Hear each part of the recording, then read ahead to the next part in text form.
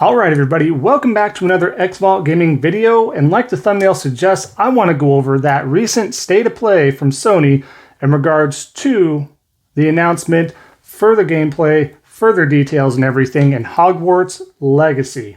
So, without further ado, let's go ahead and jump to it.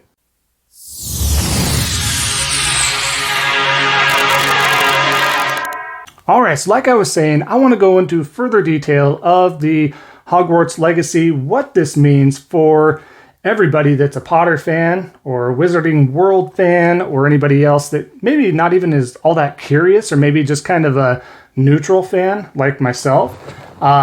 There's a lot to dissect from that state of play, but to say the least, I think that was very smart because I was wondering, okay, is this going to be an exclusive or a timed thing for Sony or something like that, because they're offering to showcase this on their state of play, which is typically something they do for timed exclusives, whether it be for third party or not, or just straight up first party, or just announcements for peripherals or PlayStation VR or something else on the side, right?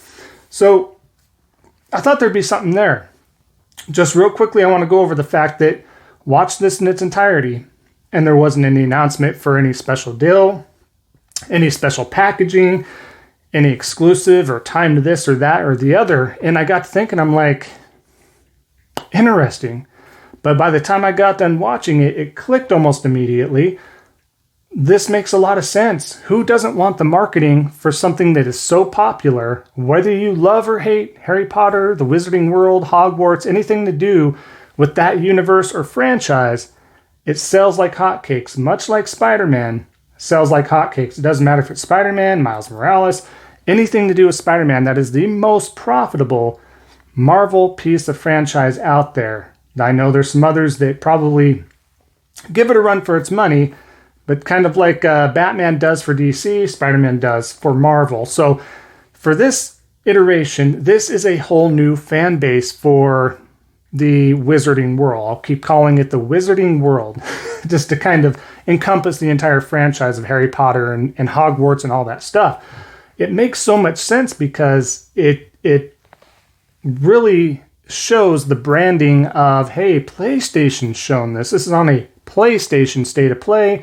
Here's the branding. Here's the logo, here's this and that, and this is where you found it. And then we have a big old thing that you can go ahead and find on the PlayStation blog from the developers, one in particular, going into great detail. So where do you find that? You find that on PlayStation, and you find that on the PlayStation blog. So everything is associated with it a little more heavily. So when you have a third-party game or publisher or something like that or anything of that sort, you want to have the marketing rights even if you don't have any sort of exclusive deals or anything like that. That's the next best thing that you can do. So as a business strategy, I actually applaud that. That's smart. I mean, I'm sure Microsoft would have wanted to have done the same thing and have that notoriety with it. So that just kind of goes hand in hand there. But that stuff aside, I just kind of wanted to put that out there in case anybody was wondering why it was a Sony state of play and maybe some thoughts behind that, but that is exactly what's going on there. So upon watching this again, I'm coming across as a very neutral fan. I don't love Harry Potter. I don't love the Wizarding World. I don't hate it either. I'm very neutral. I will watch the stuff. I am okay with it. I'm not going to say I came away watching the Harry Potter franchise, especially the movies and stuff, as coming out of there like, man, that's a great franchise, great movie. I love the lore. It's okay and it's fine. And for those that are super into that, they love it. They love it. My wife especially is a humongous fan of this franchise, like over the moon, loves collecting anything they can. If there was a village, it would be there. If it was any sort of a game that was even remotely okay, great. You know, she's a fan of Fantastic Beasts, which that stuff seems a little even more boring than normal to me as far as the movies. But again, don't hate at me too much here. It just probably is not for me. But when I got done watching this presentation, I was completely enjoying myself the entire way through. This was so entertaining. It delved into, with me being able to be very knowledgeable in this franchise, in this universe, from watching the movies and multiple times because of the wife or whatever the reason is. I know about it. I know about quite a bit of the lore. I know quite a bit of the characters, and I know what's behind a lot of this, right? I did not read the book, so I don't know in super great detail, but I know quite a bit for being a neutral fan. And they just did this game justice. They did the franchise justice in this so far. And if you don't remember, this game has already been delayed. It was supposed to be released last year. Clearly was delayed. If you do watch any of this, you can tell that there's bits and pieces that could probably use a little bit more polish. There's a little bit of juddering, stuttering, stuff like that. Some of the character models seem a tad bit off or not totally in sync with the mouth movements and stuff. So maybe that's some stuff that they will have time to fix and address. So, which quickly leads to a loophole here of, I'm just going to announce right now that this does have a window of holiday 2022, which does mean essentially anywhere from October to December. Could even leak over to January, I would suggest. Now, I know 2022 does not mean January, but depending on how smooth everything goes, I'm not going to put all my eggs in one basket and know for sure that this will release this year. Fingers crossed for myself and many of the other fans out there that it does land this year, because I'm very eager to get my hands on it. The combat looks amazing. It looks fun. Right at first, I was like, all right, it's a little kind of flick of the wrist thing here and there and do a little bit of odds and ends. That's the biggest piece of it to me was the combat. Is it going to be fun? Does it look fun? Because you want some of that. You want that to be good. You need that gameplay to hook you in, right? You can have it look however you want, aesthetically, visually, and stuff like that, but what should hook somebody is that gameplay as well. I think they pulled it off as they kept showing the presentation. They were showing more and more different spells, freezing, levitating, exploding, grabbing other things and throwing into them. The movements look great, fresh and fun, all that stuff. So very impressed with the combat mechanics from what I've seen. I also love the ability that they're showing off with the crafting a bit with potions and other items and stuff like that, where you can have a house and have all these items in there and grab your inventory and other items as well. The story that they're alluding to with the goblins and the dark wizards looks really great and compelling. This is set in the 1800s, so it's set a little bit before any of the more famous wizards like Harry Potter and stuff and Cedric and all that would show up, I'm sure. So that's what's kind of going on there. So just looks super well. The story looks great.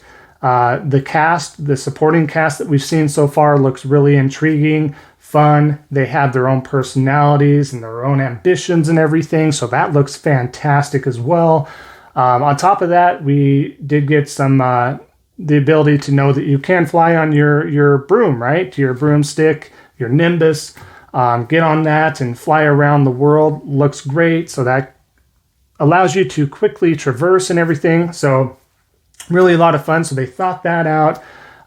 They just everything from the shops and the town and all that just look really phenomenally done. I'm sure they're hiding some other surprises that they're going to eventually start leaking out as it gets closer and closer to the actual release of this game.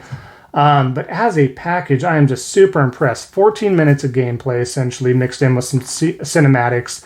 Then at the end, they had a couple minutes or so of some of the devs talking about the journey, fans creating it for fans, stuff like that. You can tell they're genuine fans. You really can.